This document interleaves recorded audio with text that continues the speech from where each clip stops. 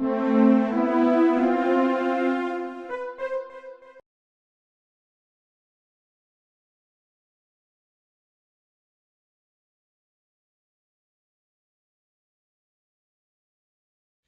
Doug, what I'd like to talk about for just a moment from my experience is what can a business owner do? Please. The steps that they can take to be well prepared to compete and to apply for conventional bank financing, if that's okay. Absolutely.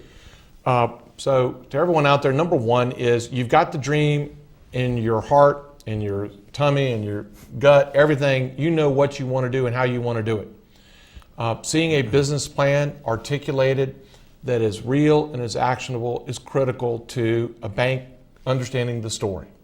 Even with an existing business. Even with an existing business. It isn't just a startup business. Well, I will tell you this. I have a strategic plan for our retail bank that I keep very active, that is very useful, and it's critical. It is my guide and in my map.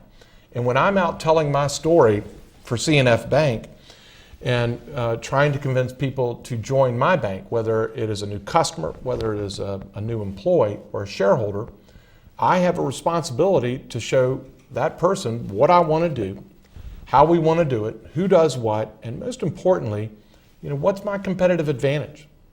How will I be sought after in the market? How will I compete? And I will tell you that many times, too often, I will go to business owners and see them, want their business, or they'll come to me and I'll ask them, tell me about your business strategy. And it's all up in their head. Yep. And there's nothing inherently wrong with that, but having that documented and in a way that you can follow along and see, am I on track? Am I on track for the revenue targets that I set? Am I on track for the expense management targets that I set? What is my competitive advantage? What is my competition? It's very impressive to me, Doug, when I talk to a business owner who has taken the time to know who his or her competition is. Exactly, and putting that on paper, the thought process of forcing themselves to put that on paper is different than just having it in your head, because if you put it on paper, then you have to really think about it. But then it also, when the time comes to go talk to the banker sees that you've put it on paper. Absolutely. And the banker knows that you've thought about it, and the banker understands that you know who your competition is. So it automatically tells the banker that you know what you're doing. You may know exactly what you're doing, but if you are talking to the banker about a loan, if you've got that on paper, the banker knows you've thought about it and dealt with it. And hopefully in many cases, you've even put in there, this is a potential risk factor. This is how I plan to deal with it. And I really want to put a plug in here for what Doug and his team do. SCORE, in case you didn't know, it stands for Service Corps of Retired Executives. Correct. And folks like Doug and people on his team are business managers that have done this for years and years. And they are now, I guess we'll call it retired, right? And generally, yes. Generally retired.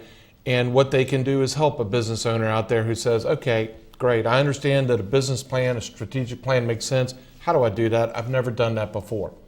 Well, right. That's what Doug and his team do. The bank will help you with that. I'm happy to help you with that. But I really encourage you to look at the resources that SCORE offers on their website through their events, because they can really help you with this. But that number one thing of having that strategic plan, and please, let me just make this really clear. I am not interested in seeing colorful PowerPoints that have graphics and animations to them. Because I really am not. In fact, I think PowerPoint is probably one of the most insidious programs to ever be introduced, because it gets people too much focused on the fluff and not the substance. Right. If I had it in front of me, and I can actually even get it for you, my strategic plan at the bank is literally one page. And there's one of the most important points I think about business plans. Most banks that I've ever encountered, and I was in the lending business for a fairly long time, they don't want a 50-page business plan. They just, he's a perfect example. The bank's a perfect example.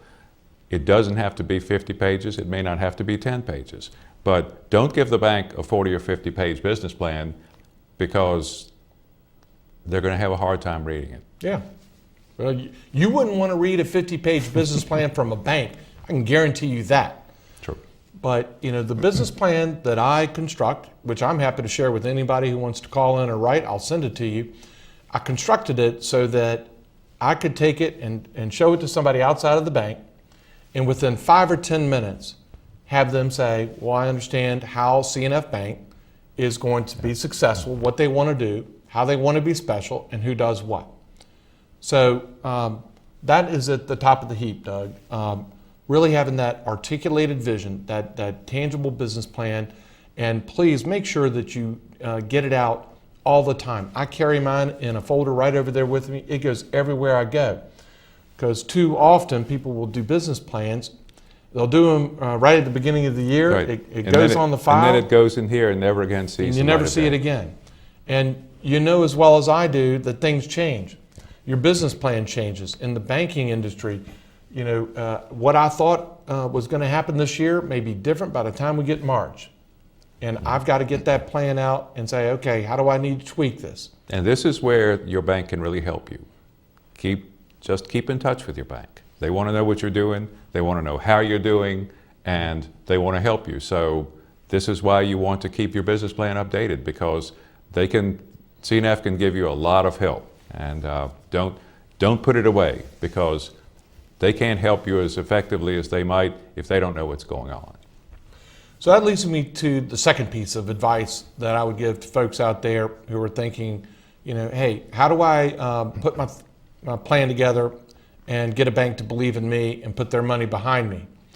Well, besides the business plan, the next thing that I'm looking for is, who is your team? And that's what Doug really started to allude to here. I want to know about the people that are essential to your business. And when I say essential people, Doug, I'm talking about, who are your customers, or who do you want your customers to be? Seeing a business that really understands who's my target market and what's my competitive advantage. But clearly, when it comes to the team that supports your business, you're the business owner. Let's say you run a bike shop and your specialty is bikes. You know everything about them and you're a real student of the bike business. But chances are you're not an attorney. Chances are you're not an accountant. Chances are you're not a banker. Chances are you're not an insurance agent. Chances are you're not a marketing executive. So now you have to think to yourself, okay, how do I have relationships with partners out there that can help me with expertise that I don't have? How can I have trusted, proactive advisors in key areas that are going to be important in my business? Right. And the time to build those relationships, my friends, is not when the need arises. Absolutely. You have to have that relationship far before the need comes to play. And also you need the relationship with your bank before you go for a loan. It's so often that, I know you all see it, we saw it, somebody needs a loan, they come in and say, I need a loan for my business. They need it now. They haven't planned for it, they haven't thought ahead. If you're going to your bank for a loan, think 6 months ahead, 3 months ahead, something like that. Make sure everything is in place so that when you need that loan today, so to speak, you're ready for it. You can give the banker all the information they need, and they're not having to get you to give them the information that will slow down your loan. Great point. You're exactly right. As I tell folks, the time to find a good, trustworthy car mechanic is not when you are on the side of 64 and your transmission is making funny noises. The time to have that trusted advisor is well before that. And business owners absolutely have to rely on teamwork. They have to rely on the expertise of individuals that are loyal and will support them. And so I really advise that you focus and focus on that.